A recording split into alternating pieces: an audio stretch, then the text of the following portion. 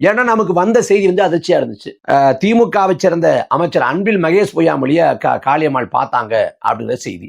அவங்கள நாம் தமிழர் கட்சியோட நிர்வாகி இருக்கிற தருணத்துல காளியம்மாள் வந்து ரகசியமாக சந்திக்க வேண்டிய அவசியம் என்ன? அப்புறம் தாவேகாவோட தலைவர் விஜய் அவரை வந்து யார் மூலமா சந்திச்சாங்கன்னா ஸ்ரீநாத் அப்படிங்கிற விஜயோட நண்பர் நடிகர் அவர் மூலமா சந்திச்சதா சொல்றாங்க. தமிழர் கட்சி மகளிர் பாசறை மாநில ஒருங்கிணைப்பாளர் காளியம்மாள் அவர்கள் நாம் தமிழர் கட்சியிலிருந்து விலக இருப்பதாக கடந்த சில நாட்களாகவே யூகங்கள் வெளியாகி வந்த நிலையில் சமீபத்தில் கட்சியிலிருந்து விலகுவதாக அறிவித்திருக்கிறார். மேலும் நாம் தமிழர் கட்சியை விட்டு விலகும் முடிவை எடுப்பதற்கு முன்பே காளியம்மாள் திமுக அமைச்சர் அன்பில் மகேஷ் அவர்களையும் தாவேக தலைவர் விஜய் மற்றும் முன்னாள் அமைச்சர் விஜயபாஸ்கரர் அவர்களையும் நேரில் சந்தித்து பேசியதாக நாம் தமிழர் கட்சி இடும்பாவனம் கார்த்திக் பகீர் தகவல் ஒன்றை பகிர்ந்துள்ளார். நாம் தமிழர் கட்சி நாடாளுமன்ற தேர்தலோ அல்லது சட்டமன்ற தேர்தலோ எப்போது வேட்பாளர் பட்டியலை வெளியிட்டாலும் அதில் காளியம்மாளின் பெயர் இருக்கும். ஆனால் சீமான் பேசியதாக ஆடியோ ஒன்று வெளியான நிலையில் காளியம்மாள் கட்சியிலிருந்து விலகுவதாக கூறப்பட்டது. ஆனால் காளியம்மாளோ அதற்கு பெரியதாக ரியாக்ட் செய்யவில்லை.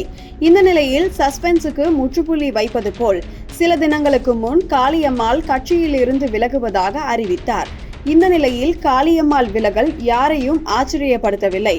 காரணம், கட்சியில் தனக்கு முக்கியத்துவம் இல்லை என பல நாட்களாகவே அதிருப்தியில் இருந்த அவர் எப்போது அந்த அறிவிப்பை அதிகாரப்பூர்வமாக அறிவிப்பார் என்றுதான் எதிர்பார்ப்பு நிலவியது.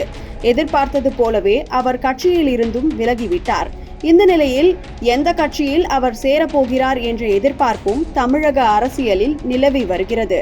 காளியம்மாள் திமுக ராஜீவ்காந்தி மூலமாக அமைச்சர் அன்பில் மகேஷ் முன்னிலையில் திமுகவில் இணைய பேச்சுவார்த்தை நடத்தி வருவதாகவும் எம்பி சீட்டு கேட்பதாகவும் கிசுகிசுக்கப்பட்டது. அமைச்சர் அன்பில் மகேஷ் ரகசியமாக சந்தித்து பேச்சுவார்த்தை நடத்தியதாகவும் கூறப்படுகிறது. மேலும் ஆதவ் அர்ஜுனாவுடன் பேச்சுவார்த்தை நடத்தி தமிழக வெற்றி கழகத்தில் இணைய இருக்கிறார் என்ற தகவலும் உலாவி வந்தது. மேலும் காளியம்மாள் தாவேக தலைவர் விஜய் அவர்களின் நண்பர் மற்றும் நடிகருமான ஸ்ரீநாத் மூலமாக விஜயை சந்தித்ததாகவும் கூறப்படுகிறது.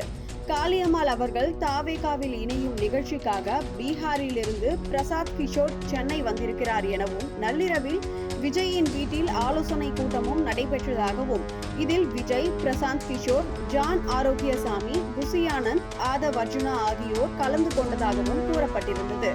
மேலும் இடையில் தொலைபேசி மூலம் காளியம்மாளும் மருது அழகுராஜும் விஜயுடன் பேசியதாகவும் கூறப்படுகிறது.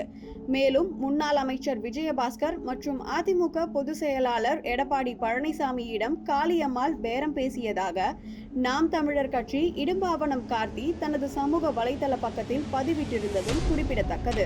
மேலும் காளியம்மாள் கட்சியில் செயல்பட்டு கொண்டிருக்கும் போதே இவ்வாறு கொள்கைக்கு எதிரான கட்சிகளுடன் இணைய பேரம் பேசிய நிகழ்வு நாம் தமிழர் தம்பிகளிடையே பெரும் அதிருப்தியை ஏற்படுத்தியுள்ளது. காளியம்மாள் ஒரே நேரத்தில் 2 இடத்தில் துண்டு போட்டு இடம் பிடிக்க முயற்சி செய்து வந்துள்ளார் என பலரும் காட்டமாக விமர்சனம் செய்து வருகின்றனர். மேலும் காளியம்மாள் இப்படியெல்லாம் செய்துள்ளாரா என நாம் தமிழர் தம்பிகள் அதிர்ச்சியாக உள்ளனர்.